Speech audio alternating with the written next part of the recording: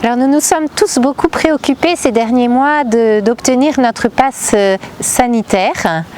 Mais avez-vous déjà pensé qu'il pouvait aussi exister un passe salutaire?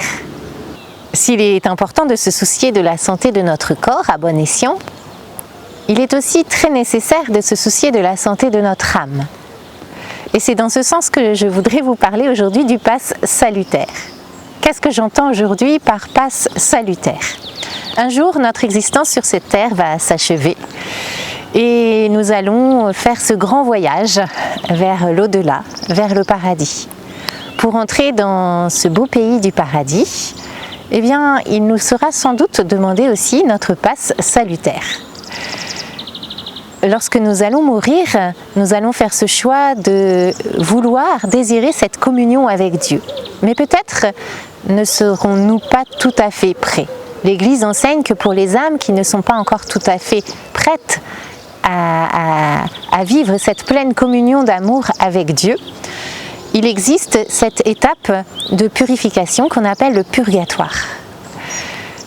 J'aime à penser que ce passe salutaire, c'est cet amour de Dieu, cet amour du Christ qui désire envahir totalement notre âme.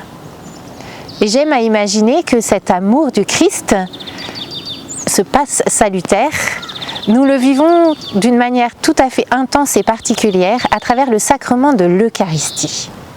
La messe. La messe, c'est le sacrifice du Christ, où le Christ livre son corps et verse son sang. C'est en quelque sorte, on pourrait dire, une transfusion d'amour.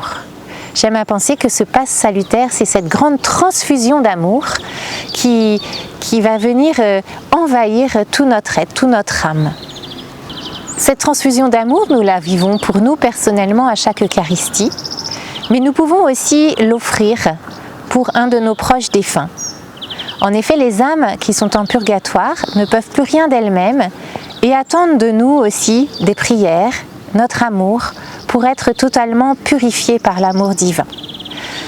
Ici, à Montligeon, nous pouvons prier pour nos défunts et les inscrire à la fraternité Notre-Dame de Montligeon, c'est-à-dire faire célébrer des messes perpétuelles pour les âmes.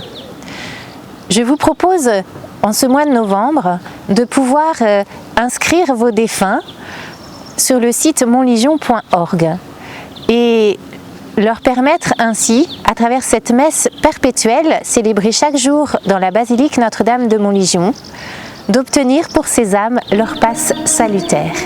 La messe perpétuelle, c'est une messe pour nos êtres chers, pour nos défunts, tous les jours et pour toujours.